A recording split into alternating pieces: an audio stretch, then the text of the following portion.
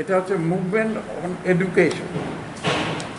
সারা দেশে যারা এডুকেটার্স আছে, মানে যারা শিক্ষকতার কাজ করে, মূলত যারা শিক্ষাপ্রেমী তারা এবং ছাত্রছাত্রীরাও, আমাদের এডুকেশনের চরিত্র সারা দেশে বদলে যাচ্ছে, আমাদের রাজ্যেও বদলে যাচ্ছে।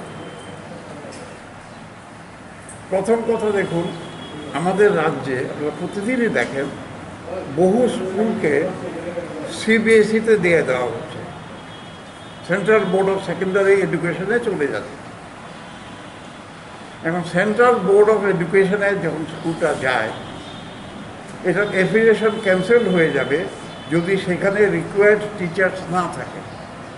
তাহলে গভর্নমেন্ট এই স্কুলগুলোতে যথেষ্ট শিক্ষক দেবে, কিন্তু বাকি স্কুলগুলোতে কিছু করবে না।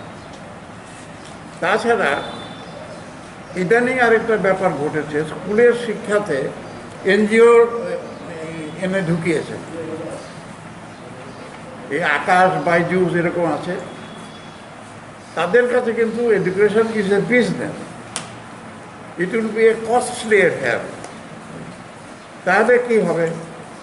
তাহলে আমার যদি পয়সা না থাকে, তাহলে আমি এই এনজিওর কাছ থেকে শিক্ষাটা পাবো না। আমাদের দেশে শিক্ষার অধিকার আইনে বলা হয়েছে 1 to 10 সবাইকে 100% এবং বিনামূল্যে শিক্ষা দিতে হবে। তো আমাদের রাজ্যে কি অবস্থা হবে? যে স্কুলগুলো এনজিওর কাছে চলে যাবে, তারা তো বিনামূল্যে আমাকে দেবে না, তাহলে আমরা পড়তে পারবো না। সিবিএসইতে যদি চলে যায়, যে স্কুলগুলো চলে গেছে, তাদের হয় হিন্দি মিডিয়ামে পড়তে হবে, নাহলে ইংরেজি মিডিয়ামে পড়তে হবে, বাংলা মিডিয়ামে পড়ার কোনো সুযোগ থাকবে না। এক সময় বলা হয়েছিল প্রতি 1 কিলোমিটারে একটা স্কুল থাকতে হবে। সেই অনুযায়ী ত্রিপুরায় প্রচুর স্কুল করা হয়েছিল, কিন্তু এখন সেই স্কুলগুলো অ্যাটেন্ডেন্স কম এই কথায় কিছু কিছু স্কুল বন্ধ করে দেওয়া হয়েছে। করাটা উচিত ছিল যারা স্কুলে আসছে না তাদের আনা।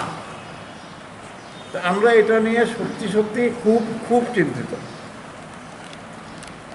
ইঞ্জিনিয়ারিং কলেজ একটা ফরমান হলো 12-এ ইংরেজি অঙ্ক না থাকলেও ইঞ্জিনিয়ারিং পড়া যাবে।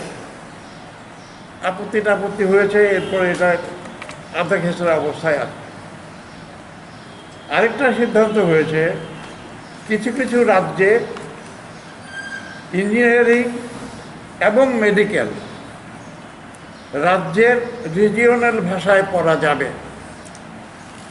অর্থাৎ পশ্চিমবঙ্গ একটা মেডিকেল কলেজ চালাতে পারবে যেখানে মিডিয়ামটা হবে বাংলা, গুজরাটে গুজরাটি। এখন আপনারা জানেন যে মেডিকেলটা সিঙ্গল অ্যাডমিশন টেস্ট হয়, নিট টেস্ট হয়। আমি যদি ব্যাঙ্গালোরে পড়তে যাই এবং আমি যদি ওইরকম একটা কলেজে ভর্তি হই যেখানে মাতৃভাষায় ইঞ্জিনিয়ারিং পড়া হয়, তাহলে আমি ওই কলেজে টিকতে পারবো না, আমি চলে আসবো। অর্থাৎ আমার ভর্তির সুযোগ কমে যাবে। 3,